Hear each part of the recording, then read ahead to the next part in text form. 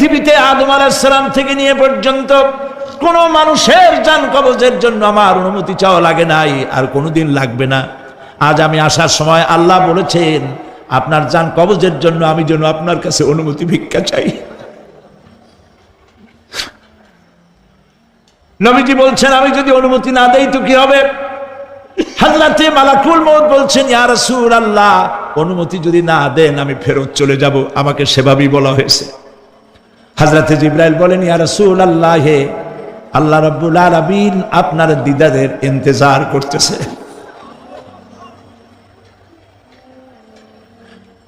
নবীজি বলছেন মালাকুল মউত তুমি জান কবজের কাজ শুরু করো। আল্লাহ রাব্বুল আলামিন কোরআনে কারীমের মধ্যে বলেছেন আল্লাযী খালাকাল মাউতা ওয়াল হায়াতা লিয়াবলুয়াকুম আইয়ুকুম আহসানু আমালা। আমি পরীক্ষার জন্য এই জীবন দিয়েছি, তোমাদেরকে পরীক্ষা হবে।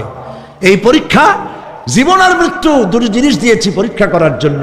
এই পরীক্ষার জন্য তোমরা পাস করতে পারো। পরীক্ষা আসছে, এখন প্রশ্নপত্র সব ফাঁস করে দেওয়া হয়েছে।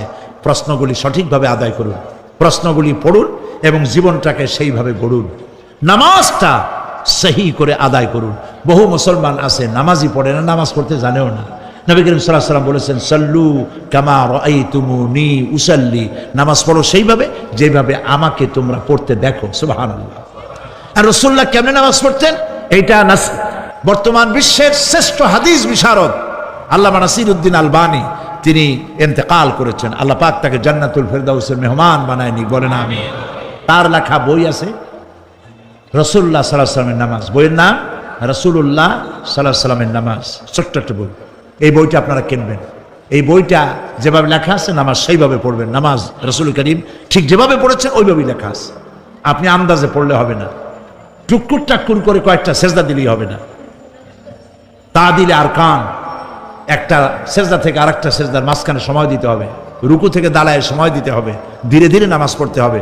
অথচ আমরা নামাজ পড়ি সব থেকে ব্যস্ততার সাথে, দ্রুত, রকেট সার্ভিস। কোরআন শরীফের ভিতরে নামাজের গুরুত্ব সর্বাধিক দেওয়া হয়েছে। নামাজের কথা কয়বার বলা হয়েছে? 82 বার। 82 বার আল্লাহ পাক বলেছেন নামাজ আদায় করো, 82 বার বলেছেন। আর নবীজি বলেছেন লা দীনা লিমান লা সালাতা লাহু, যার কাছে নামাজ নাই তার কাছে দিন বলে কোনো জিনিস নাই। মান তারাকা সালাতান মুতাআম্মিদান ফাকাদ কাফারা, ইচ্ছে করে যে ব্যক্তি নামাজ ছেড়ে দিল কাফের হয়ে গেল, বলেন নাউজুবিল্লাহ। কিয়ামতের দিন বুখারী শরীফের হাদিস, আল্লাহ পাকের নবী বলেছেন কিয়ামতের দিন সর্বপ্রথম আল্লাহ জিজ্ঞেস করবেন বান্দা নামাজ পড়ছো কিনা। প্রথম প্রশ্ন কি বলেন? প্রথম প্রশ্ন কি? যার নামাজ কবুল তার সমস্ত নেক আমল মঞ্জুর, যার নামাজ কবুল হবে না কোনোটাই মঞ্জুর হবে না। কথা বুঝতে পেরেছেন? নামাজ সঠিকভাবে আদায় করতে হবে। নবী করিম সাল্লাল্লাহু আলাইহি সাল্লাম ইন্তেকালের 5 দিন আগে থেকে জ্বরাক্রান্ত হলেন, রোগাক্রান্ত হলেন, জ্বরে আর মাথার যন্ত্রণায় অস্থির হয়ে যেতে লাগলেন। বেহুশ হন, আবার হুশ হন। যেদিন তিনি ইন্তেকাল করবেন তার আগের দিনেও তিনি জোহরের নামাজ পড়ার জন্য সাহাবীদের কাঁধের উপরে ভর দিয়ে নামাজ পড়তে গেছেন। পা উঁচু করে নিতে পারেন নাই, পা টেনে টেনে নিয়েছেন।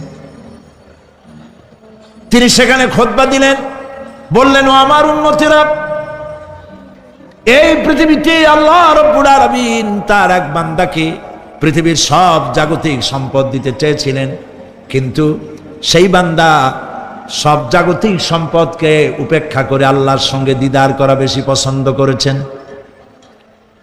কেউ কিছুই বুঝলো না। হযরত আবু বকর রাদিয়াল্লাহু তাআলা আনহু খুব কাঁদতে লাগলেন। তিনি বুঝতে পেরেছেন যে এই পৃথিবীতে সমস্ত সম্পদ দিতে চেয়েছিলেন আল্লাহ যাকে, তার নাম বিশ্বনবী। তিনি সবগুলি উপেক্ষা করে আল্লাহর সঙ্গে দিদার করা বেশি পছন্দ করেছেন। আমরা অতি তাড়াতাড়ি নবীজি থেকে নবীর এতিম হয়ে যাব। পরের দিন ইশার নামাজের রক্ত হলো, আজান হয়ে গেল, মসজিদে মুসল্লিরা ভরে গেছে, সাহাবায়ে কেরাম সব এসে গেছেন। হুজুরের জন্য বহুক্ষণ অপেক্ষা করার পর হযরতে আবু বকর রাদিয়াল্লাহু তাআলা আনহু তিনি ইমামতির জায়গায় দাঁড়ায় গেছেন। নবীজি বেহুশ অবস্থায় ছিলেন ঘরের মধ্যে। হুশ আসার পর তিনি হযরত আয়েশাকে বললেন, আয়েশা, মসজিদে নববীতে এখন কি হতেছে? তিনি বললেন, নামাজ হচ্ছে। লোকেরা আপনার অপেক্ষা করেছে, কিন্তু আপনাকে না পাইয়া, দীর্ঘক্ষণ অপেক্ষা করার পর আপনাকে না পেয়ে আমার বাবার ইমামতিতে তারা নামাজ পড়তেছে, কিন্তু মুসল্লিদের মধ্যে কান্নার রোল পড়ে গিয়েছে। তাদের ধারণা হয়েছে নবীজির জায়নামাজে যখন হযরত আবু বকর দাঁড়ায় গেছে, নবীজির পিছনে নামাজ পড়া আর আমাদের কিসমতে হবে না। নবীজি বলছেন, আয়েশা রে, মসজিদে নববীর দিকের দরজাটা খুলে দাও, আমি নামাজের দৃশ্য দেখতে চাই। দরজা খুলে দেওয়া হলো। নবীজি কোন রকম মাথা উঁচু করে মসজিদে নববীতে নামাজের দৃশ্য নিজে অবলোকন করে আবার শুয়ে পড়লেন। হযরত আয়েশা লক্ষ্য করে দেখেন নবীজির চোখের পানি দিয়ে কোনা দিয়া পানি বেয়ে বেয়ে পড়ছে। হযরত আয়েশা প্রশ্ন করলেন, ইয়া রাসূলুল্লাহ, নামাজের দৃশ্য দেখি কাঁদছেন কেন? হুজুর বলেন, আয়েশা রে, এটা কোনো দুঃখের পানি নয়, আমি কাঁদতেছি এই জন্যে, এই নামাজের জামাত কায়েমের জন্য তায়েফের ময়দানে অনেক রক্ত ঝরেছে, আবার উহুদের ময়দানে দান দান শহীদ হয়েছে, সাহাবায়ে কেরাম জীবন দিয়েছে। আজ আমি দেখতে পেলাম আমার উম্মতেরা জামাতে নামাজ পড়ছে। আমার ধারণা হলো ভবিষ্যতে কিয়ামত পর্যন্ত আমার উম্মতেরা এইভাবে জামাত বন্দী হয়ে নামাজ আদায় করবে। নবীজি আবার বেহুশ হয়ে পড়লেন। মসজিদে নববী থেকে আজ আর কেউ বাড়ি যায় না, সবাই কান্দে। আজ রাত বোধহয় নবীজি কাটাবেন না। মেয়েরা কাঁদতেছে, সাহাবায়ে কেরাম কাঁদতেছেন, আজওয়াজে মুতাহারাত তারা কাঁদতেছে। নবীজির আবার হুঁশ হলো, তাকায় দেখেন ঘরের মধ্যে কান্নাকাটি, মসজিদে নববীতে কান্নাকাটি। সব থেকে বেশি কাঁদতেছেন মা ফাতেমা। নবীজি হযরত ফাতেমার কান্না দেখে ইশারা করলেন, কাছে আয়। হযরত ফাতেমা রাসূলের কাছে গেলেন। নবীজি কানে কানে কি যেন বললেন, কান্নাটা বন্ধ হয়ে গেল। হযরত আয়েশা জিজ্ঞেস করলেন, মা, তোমার আব্বা তোমার কানে কি বললো আর কান্না বন্ধ হয়ে গেল? হযরত ফাতেমা বলে, আম্মাজি, আমার আব্বা আমাকে বললেন, মা ফাতিমা, তোমার কান্না আমার বরদাস্ত হয় না, কেঁদো না, আমি মৃত্যুর পরে সকলের আগে তোমার সাথে আমার দেখা হয়ে যাবে। হযরত ফাতেমা বলছেন, আম্মাজি, আমি বুঝতে পেরেছি আমার আব্বার এই কথার অর্থ কি।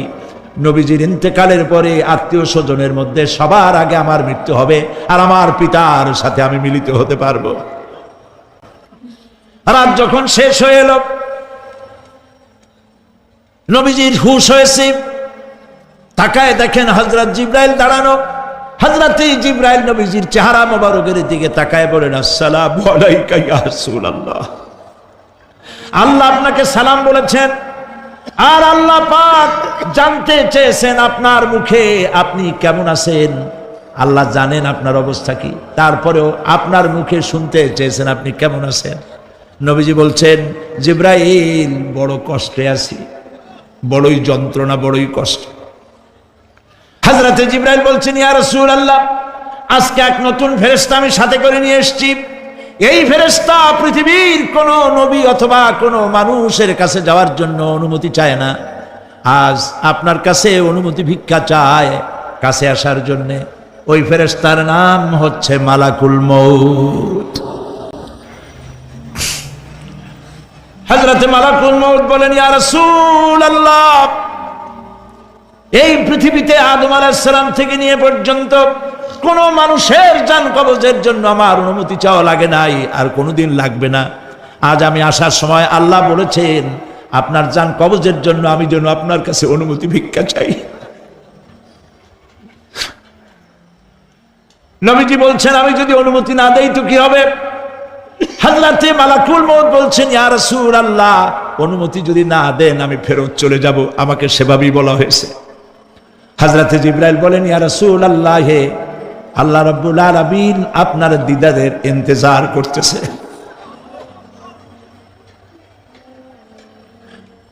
নবীজি বলছেন, মালাকুল মউত, তুমি জান কবজের কাজ শুরু করো।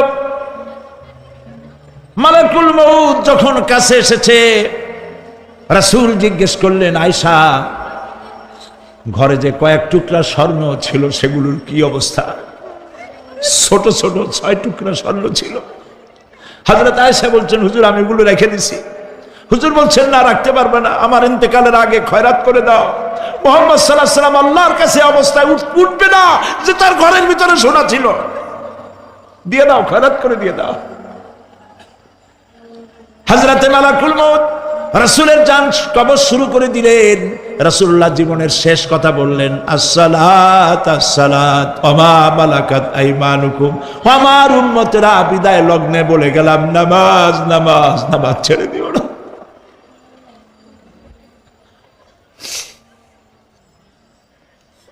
প্রিয় ভাইরা, নবী করিম সাল্লাল্লাহু আলাইহি ওয়াসাল্লাম জীবনের শেষ কথা বলে গেছেন নামাজ। সেই নামাজে আমাদের যত সব অবহেলা, স্ত্রীকে নামাজ পড়ান, বউকে নামাজ পড়ান, ছেলে মেয়েকে নামাজ পড়ান। দোকানদার ভাইরা যখন আজান হয়ে যাবে দোকান বন্ধ করে দেন, আপনি আপনার কর্মচারীরা নামাজ পড়তে যান। যতটুকুন সময় নামাজ পড়তে গেছে এই সময় বিক্রি করলে যা লাভ হইতো এরপরে বিক্রি করলে আল্লাহ 10 গুণ বেশি বরকত দিতে পারেন। পারেন কিনা? পারেন কিনা? পারেন। আল্লাহর বিশ্বাস করেন, আল্লাহ আপনারে বরকত দিবে। আপনার কর্মচারী, দোকানদারে, বাড়ি ঘরে স্ত্রী পুত্র পরিজন যারা আছে সবাইকে নামাজি বানান। নামাজি বানাবার জন্য চেষ্টা করেন। নামাজ রোজা ইত্যাদি করুন। মিথ্যা বলবেন না, ওজনে কম দিবেন না, খাদ্যে ভেজাল দিবেন না, ঘুষ খাবেন না, ঘুষ দিবেন না, মানুষের উপর অত্যাচার করবেন না, কাউকে কষ্ট দিবেন না, মানুষ যেন আপনার ব্যবহারে কষ্ট না পায়। আল্লাহ পাক বলেছেন, ওয়াকুলু লিন্নাসি হুসনা, মানুষের সাথে সুন্দর সুন্দর কথা কও। নবী করিম সাল্লাল্লাহু আলাইহি ওয়াসাল্লাম বলেছেন, মানুষের সাথে যদি হাসি মুখে কথা বলো একটা সদকা দেওয়ার সমান সওয়াব হয়ে যাবে। মানুষকে ভালোবাসো, গরিবদের ভালোবাসো, তাদের অর্থ করি দাও, পয়সা করি দাও, তোমার যা আছে দিতে থাকো। কুয়ার পানি যত উঠাবেন তত কুয়ার পানি ভালো থাকবে, আর পানি উঠাবেন না কুয়ার পানি পচে যাবে। এই জন্য আল্লাহর রাস্তায় পয়সা যত ইনকাম হচ্ছে খরচ করতে থাকেন, আল্লাহ পাক দিতে থাকবেন। আল্লাহ পাক বলেছেন যে সদকার মালকে আল্লাহ বৃদ্ধি করে দেন, আর দান সদকা যারা করে না, যাকাত দেয় না, তাদের মালকে আল্লাহ ধ্বংস করে দেন, হালাক করে দেন। এগুলোর দাম নাই, অশান্তি বাড়বে। বউ কথা শুনবে না, সন্তানাদি কথা শুনবে না, মামলা মোকদ্দমা, অশান্তি আর অশান্তি। লোকেরা বলে হায়াত বাড়ে, হায়াত তো বাড়ে না। হায়াত কি হয়? জন্মের পরের থেকে আমার জন্য রিজার্ভ আছে যতটুকু, 50 বছর বাঁচবো, 60 বছর বাঁচবো, যতটুকু হায়াত আমার জন্য নির্ধারিত করা আছে, নির্ধারণ করা আছে, প্রতিদিন একদিন একদিন করে কমে যেতেছে। এজন্য আমি বলি, আমার বাড়িতে যে ঘড়িটা আছে, এই ঘড়িটা বেলা 1টার সময় ঢং করে একটা আওয়াজ দেয়, শ্রোতাকে শুনিয়ে দেয়, বাড়িওয়ালা তোমার জীবনের মূল্যবান হায়াত থেকে 1 ঘন্টা কমায়া দিলাম। 2টার সময় 2টা ঘন্টা লাগায় শোনায় দিল, বান্দারে তোমার জীবনের মূল্যবান সময় থেকে 2টি ঘন্টা কমে গেল। এমনি করে দিন গেল, মাস গেল, বছর গেল, আমাদের হুঁশ হলো না। সময় চলে গেল তাস খেলে খেলে, সময় চলে গেল আমাদের খেলাধুলা করে, শয়তানি বদমাশি করে। সময় কতটুকু পেলাম? কিয়ামতের দিন, বিচারের দিনটা যেটা হবে, আল্লাহ রাব্বুল আলামিন বলেন বিচারের দিনটাই লম্বা হবে 50 আলফা সানা মিম্মা তাউদ্দুন। বিচারের দিনটা লম্বা হবে কত বছর? 50,000 বছর। কত বছর? দুনিয়ায় যেভাবে তুমি হিসাব করো, দুনিয়ার গণনা অনুযায়ী হাসরের বিচারের দিনটা হবে 50,000 বছরের মতো লম্বা। এক কিতাবে দেখেছি, তিনি লিখেছেন হিসাব করে, কিয়ামতের ওই দিনটার হিসাবে 50,000 বছর একটা দিন লম্বা। ওই হিসাবে পৃথিবীতে যারা 60 বছর বাঁচলো, সে যেন আখিরাতে 2 মিনিট দুনিয়ায় বাঁচলো।